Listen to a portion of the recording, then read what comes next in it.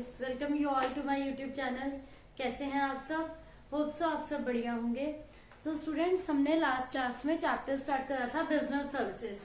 Business services के मैंने आपको फीचर्स करवाए, टेलीकम्युनिकेशन, कम्युनिकेशन सर्विसेज बताई। आज का जो टॉपिक है वो मैं आपको एक्सप्लेन करूंगी इसमें बैंकिंग सर्विस का। बैंकिंग सर्विस में क्या होता है?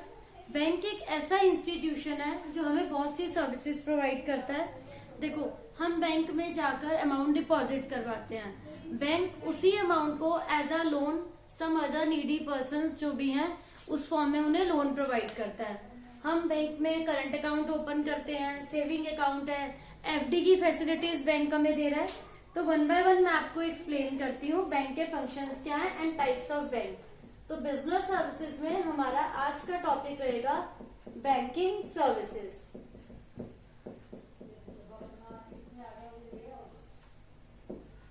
बैंक एक ऐसा इंस्टीट्यूशन है जो मनी को अट्रैक्ट करता है। हम जो भी मनी डिपॉजिट करते हैं उसे वो किसी भी इंडस्ट्री को डिपॉजिट को ही कन्वर्ट करता है, किसी पर्सन और इंडस्ट्री को लैंडिंग की फॉर्म में, लोन की फॉर्म में प्रोवाइड करता है। डिपॉजिट को लैंडिंग फॉर्म में provide to some person for its personal needs और टू सम इंडस्ट्री। इस टाइप से बैंक मनी क्रिएट करता है। मनी जो क्रिएशन है बैंक की वो इस टाइप से होती है। लोगों की जो जितनी भी सेविंग्स है, जितने भी डिपॉजिट्स हैं, बैंक उन्हें कन्वर्ट करता है in the form of lending, industries को प्रोवाइड करता है। ठीक है, तो बैंक क्या हुआ? बैंक इज अ बायर और a seller of money. Buyer और seller of money, accepting deposits of money from the public for the purpose of lending और इन्वेस्टमेंट्स। नाउ इसके बाद आते हैं बच्चों, हमारे पास नेक्स्ट टॉपिक है टाइप्स ऑफ अकाउंट्स।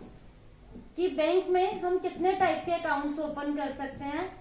अलग अलग डिफरेंट टाइप के प्रिविलेजेस बैंक हमें प्रोवाइड करता है, जिसमें फर्स्ट है saving deposit account. Saving deposit account क्या होता है बच्चों? सेविंग डिपॉजिट अकाउंट कुछ स्टूडेंट्स को इसकी नॉलेज होगी बट बाकी सबको नहीं इसके बारे में आई होप सो पता होगा। सेविंग डिपॉजिट अकाउंट क्या है? एक पर्सन सेविंग डिपॉजिट अकाउंट में कुछ small sum of money deposit करेगा, देन वो उसमें से जब भी नीड है थोड़ा थोड़ा करके वो विड्रॉ कर सकता है। सेविंग डिपॉजिट में पहले आप इनिशियली इन्वेस्ट करते हैं, देन आप थोड़ा थोड़ा करके विड्रॉ करते हैं, एंड जब भी आपको नीड लगती है आप उसमें अगेन डिपॉजिट करा सकते हैं। डिपॉजिटर को एक चेकबुक इशू होती है और एक पासबुक। जितना भी अमाउंट हम डिपॉजिट कर रहे हैं या विड्रॉ कर रहे हैं वो सारा पासबुक में रिकॉर्ड हो जाता है। इसमें जो सेविंग डिपॉजिट का जो इंटरेस्ट है, rate of interest is lower than FD. Fine, तो this is saving deposit account. Next है current deposit. Current deposit account businessman operate करते हैं।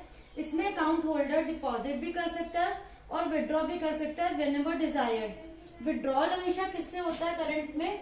चेक से।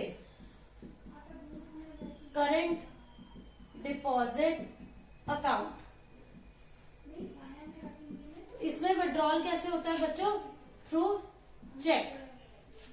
कोई इंटरेस्ट नहीं होता करंट अकाउंट पर। जो इसमें क्या होता है, इवन बैंक आपसे कुछ सर्विस चार्ज करता है। करंट पे कोई भी इंटरेस्ट नहीं होता, सेविंग में इंटरेस्ट होता है। इसके बाद नेक्स्ट है बच्चों रेकरिंग डिपॉजिट। रेकरिंग क्या होता है बच्चों? आपका एक अमाउंट फिक्स रहेगा विच एवरी मंथ जो हमें क्या करवाना है? डिपॉजिट करवाना है। लाइक एवरी मंथ हम 500 डिपॉजिट करवा रहे हैं, फिर वो जितना भी अमाउंट है वो एक साथ कलेक्ट होकर विद इंटरेस्ट हमें मिल जाता है। रेकरिंग में एक फिक्स्ड अमाउंट होता है जो हम डिपॉजिट करवाते हैं, and at the time of maturity with interest we get that amount, with interest we receive that amount. इसके बाद नेक्स्ट आता है इसके अंदर बच्चों fixed deposit account. Fixed deposit account क्या होता है बच्चों? एक फिक्स्ड डिपॉजिट जो है हम डिपॉजिट कराते हैं बैंक के पास, जो bank after the expiry of a fix period bank हमें क्या करता है? रिटर्न करता है। ये पीरियड 6 मंथ से 5 years का हो सकता है। तो bank with a good interest rate जितना ज्यादा लंबा टाइम पीरियड होगा उतना interest will be more will be the time period, more will be the interest उतना ज्यादा क्या होता है, हाई होता है। तो यहाँ पर बैंक हैंडसम इंटरेस्ट आपको ऑफर करता है। आप लॉन्ग पीरियड तक जो अमाउंट है उसे डिपॉजिट कराकर भूल जाएंगे कि वो अमाउंट आपने कितने टाइम पीरियड के लिए लेना है। जितना ज्यादा टाइम पीरियड होगा उतना ज्यादा आपको इंटरेस्ट मिलेगा।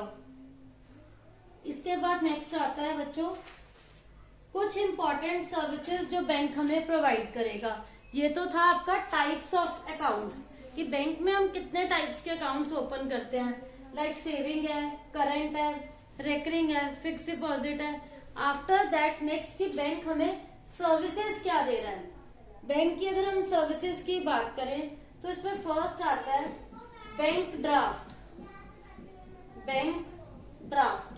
Now what is bank draft? Bank draft एक फाइनेंशियल इंस्ट्रूमेंट है जिससे कि हम मनी को ट्रांसफर कर सकते हैं from one person to another. Bank draft को आप ऑब्टेन कर सकते हैं बैंक से। अगर मेरे बैंक अकाउंट में सफिशिएंट मनी है, मुझे किसी को अमाउंट ट्रांसफर करना है, तो मैं उसे बैंक ड्राफ्ट के थ्रू अमाउंट को ट्रांसफर कर सकती हूँ। इसके लिए बैंक हमसे कुछ चार्ज करता है, small amount of commission bank charge करता है कुछ अमाउंट इस बैंक ड्राफ्ट के लिए। नेक्स्ट है इसमें ओवरड्राफ्ट। ओवरड्राफ्ट क्या होता है बच्चों? आपके बैंक अकाउंट में सफिशिएंट बैलेंस नहीं है, लो बैलेंस है and you are withdrawn more than the balance. तो उस केस में क्या होता है, जब आप लिमिट से ज्यादा विड्रॉ कर रहे हैं तो हमें जो है एक इंटरेस्ट जो बैंक हमसे चार्ज करता है, we need to pay interest, और वो हमें विद इन 2 मंथ्स 3 मंथ्स एक फिक्स पीरियड में we have to repay amount within fix period. वो फिक्स पीरियड हमें बैंक बताता है कि कितने टाइम का आपको ग्रेस पीरियड मिला है जिसमें आपको उसे रिटर्न करना है। इसके बाद नेक्स्ट पॉइंट है बैंकर्स चेक। ये एक ऐसा डॉक्यूमेंट है जो इंस्ट्रक्शन देता है बैंक को, थर्ड पार्टी को आप अमाउंट ट्रांसफर कर लेते हैं। जैसे अगर आप किसी को चेक इशू करते हैं, बैंकर्स चेक, तो उसमें क्या होता है, कोई भी पर्सन हमारे अकाउंट से उसे पेमेंट कर सकते हैं, थर्ड पार्टी अकाउंट से अमाउंट डिडक्ट हो जाएगा जिसको हमने वो दिया। Such orders are normally acknowledged by bank which provides a guarantee कि वो पेमेंट बैंक कर रहे हैं। It is a kind of bank draft which is payable within the town, इसीलिए आप इसको लोकल बैंक ड्राफ्ट भी कहते हैं। ये जो था बैंक ड्राफ्ट, अगर आप दूसरी सिटी में कर रहे हैं चार्जेस होंगे आपके, तो इसमें जो कमीशन चार्ज है वो बैंक ड्राफ्ट के कंपैरेटिवली कम होती है। One more is cash credit. Cash credit bank आपको अलाउ करता है एक सर्टेन लिमिट तक आप अमाउंट को विड्रॉ कर सकते हो, बोरोअर पैसा निकाल सकता है, बट अगेन सम सिक्योरिटी, आपको सिक्योरिटी कुछ मॉर्गेज करनी पड़ेगी and you can withdraw amount up to a certain limit. तो these are the types of bank and these are the services provided by bank, जिसमें ओवरड्रॉन फैसिलिटी आता है, bank draft आता है, banker's cheque, then is the cash credit. इसके बाद जो हमारा नेक्स्ट टॉपिक है बच्चों, that is digital banking. One more important topic. आज के टाइम में कोई भी, शायद ही कोई ऐसा पर्सन होगा जो कैश ट्रांजैक्शन कोई भी करना प्रेफर नहीं करता। सबकी प्रेफरेंस रहती है कि हम ऑनलाइन ट्रांजैक्शंस करें, because they are quite trustworthy and they are secure transactions. तो मैं आपको एक टॉपिक एक्सप्लेन करूंगी बच्चों, you can say digital payment और you can say online payment system. Okay, इसके बाद बच्चों हमारा नेक्स्ट टॉपिक है डिजिटल पेमेंट। डिजिटल पेमेंट क्या होता है बच्चों? It is a mode of online payment. हम इसमें जो पेमेंट करते हैं वो जो पेयर है अपने अकाउंट से रिसीवर के अकाउंट में अमाउंट ट्रांसफर करता है, मतलब फिजिकल ट्रांजैक्शन नहीं होती, बट स्टिल अमाउंट और या मनी यू कैन से वो ट्रांसफर हो जाता है थ्रू इंटरनेट। अगर आपके पास इंटरनेट फैसिलिटी है, only then you can use the online mode payment. अब इसमें बेनिफिट्स क्या हैं? Benefits of e banking. Benefits of e banking, customer को ई बैंकिंग के क्या बेनिफिट्स हैं? फर्स्ट आता है digital payment and transparency. Transparency का मतलब क्या है कि जो भी आपने, ट्रांसपेरेंट मीन्स जनरली बच्चों ट्रांसपेरेंट क्या होता है, ठीक है, जिसमें clear and fair each and everything is visible. तो यहाँ ट्रांसपेरेंट का मतलब क्या है, आप जैसे भी ट्रांजेक्शन करते हैं, जो भी अमाउंट करते हैं, एज इट इज वो अमाउंट पेयर से, बायर से सेलर, रिसीवर के अकाउंट में अमाउंट ट्रांसफर हो जाता है very fairly. Then is 24/7 services. Like अगर आप बैंक पे डिपेंडेंट है तो आप बैंक के थ्रू पेमेंट तब करेंगे जब बैंक ओपन होगा, मतलब इट शुड नॉट बी, वो हॉलीडे नहीं होना चाहिए, ठीक है। लेकिन ऑनलाइन मोड में आपको कोई हॉलीडे की वेट नहीं करनी, कोई रिस्ट्रिक्शन नहीं है। Any time 24/7 at any day any time we can transfer any amount from the payer account to receiver account. ये सबसे बड़ा प्लस पॉइंट है। Then is convenience. कन्वीनियंस का मतलब यहाँ ये है, अदरवाइज अगर आप फिजिकली जाते हैं, फिजिकली में क्या है, आप जा रहे हैं वहां पर और आप पेमेंट कर रहे हैं, तो उसमें क्या है कि आपको अपना टाइम इन्वेस्ट करना पड़ेगा। कन्वीनियंस में है, जब हमें कन्वीनियंट लगता है हम तभी जाते हैं बैंक के पास कोई भी ट्रांजैक्शन के लिए, बट अदरवाइज जब हम ऑनलाइन बैंकिंग को यूज करते हैं तो हमें पर्सनली जाने की नीड नहीं है। कन्वीनियंट है, हमें घर में बैठे बैठे हम मोबाइल फोन पे ये ट्रांजैक्शन कर सकते हैं। तो कन्वीनियंस मतलब ये हमें बहुत कन्वीनियंसी प्रोवाइड कर रहा है। You don't have to go physically somewhere, आप फोन के थ्रू ये पेमेंट इजीली कर लेते हैं मोबाइल फोन के through. Then is the financial discipline. Financial discipline कैसे इसमें जो क्रिएट होता है, जब जितने भी ट्रांजैक्शन आप यहाँ पर कर रहे हैं उनका एक रिकॉर्ड मेंटेन होता चला जाता है। प्रॉपर हमारे फोन में सारा रिकॉर्ड रहता है कि हमने कितने अमाउंट की कितनी payment particular day, so and so date को, सो एंड सो अमाउंट जो भी आपने ट्रांसफर करा, सब आपके पास एक रिकॉर्ड होता चला जाता है। Then is the less risk. इसमें हमारा रिस्क क्या रहता है, लेस। ऐसा क्यों, क्योंकि आप अपने फोन से पर्सनली जो भी आप ट्रांजैक्शन कर रहे हैं, यहाँ पर आपको कोई ट्रैवलिंग की नीड नहीं है, कुछ आपको कैश कैरी नहीं करना पड़ रहा। घर बैठे बैठे या कहीं पर भी जहां भी हैं आप प्रेजेंट, आप ऑनलाइन इजीली ट्रांसफर कर रहे हैं, कैरी नहीं करना पड़ा बेसिकली आपको, फिजिकली आप उसको कैश को हैंडल नहीं कर रहे हैं। तो ये सबसे बड़ा प्लस पॉइंट है। Then is the benefits to bank. अभी ये जो हमने करे बच्चों, ये थे benefits of banking to customer. Now इसके बैंक्स को क्या बेनिफिट्स हैं ई बैंकिंग के। सबसे बड़ा क्या है, अनलिमिटेड नेटवर्क। इसके थ्रू बैंक्स का जो है अनलिमिटेड नेटवर्क कैसे हो रहा है कि आप वहां नहीं जा रहे, नंबर ऑफ ब्रांचेस जो हैं जितनी भी थी वो अनलिमिटेड। देखो एक क्या होता है कि जितने भी ब्रांचेस हर एरिया में है, जब हम फिजिकली वहां जाते हैं तो हमें लगता है कि हमें पर्सनल अटेंशन मिलनी चाहिए, हमारा काम बहुत जल्दी हो जाए, लेकिन वहां पर इतने पीसेस अवेलेबल नहीं होने के कारण उस काम में डिले हो जाता है। बट घर पर जब आप ये ट्रांजेक्शन करते हैं ये क्विकली हो जाती है। यहाँ पर आपको अनलिमिटेड नेटवर्क मिलता है, आपको वेट करने की नीड नहीं होती। तो बैंक्स को ये प्लस पॉइंट मिला हुआ है कि ट्रांजैक्शंस हो जाती हैं, बैंक का जो लोड है इसके अकॉर्डिंग बैंक का जो लोड है वो भी कम हो रहा है, क्योंकि वहां पर जब फिजिकली कस्टमर प्रेजेंट नहीं होंगे, घर बैठे बैठे सब अपनी ये ट्रांजेक्शंस कर रहे हैं, तो it helps in reducing load of bank. क्योंकि हम बैंक नहीं जा रहे, डिफरेंट मोड्स को यूज कर रहे हैं डिजिटल बैंकिंग में, through debit card, through NEFT, through RTGS, with the help of ATMs, with the help of credit cards। ये डिफरेंट मोड्स अवेलेबल है हमारे पास। क्रेडिट कार्ड के थ्रू हम कर रहे हैं, NEFT ट्रांसफर कर रहे हैं, ATM के थ्रू कर रहे हैं, डेबिट कार्ड्स को यूज कर रहे हैं।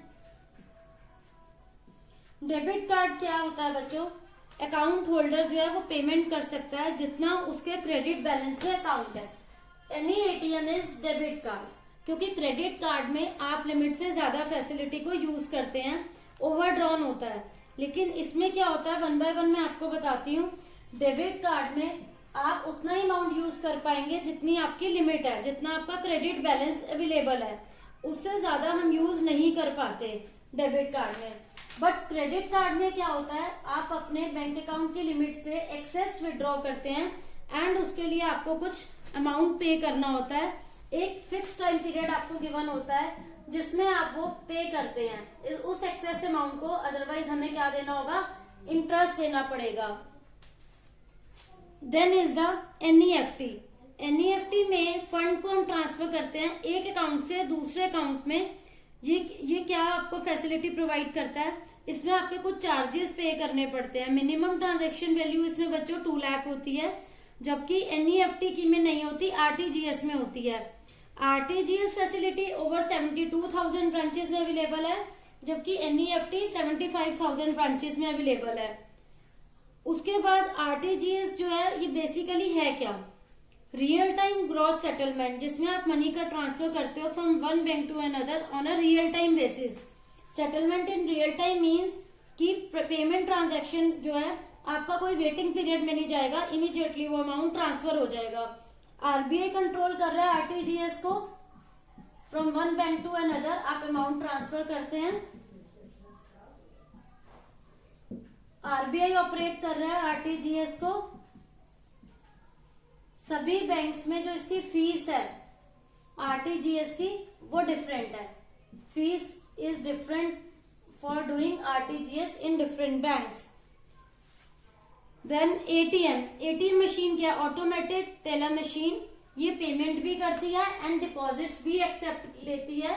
एटीएम मशीन आप अमाउंट डिपॉजिट भी करते हैं एंड पेमेंट भी करते हैं।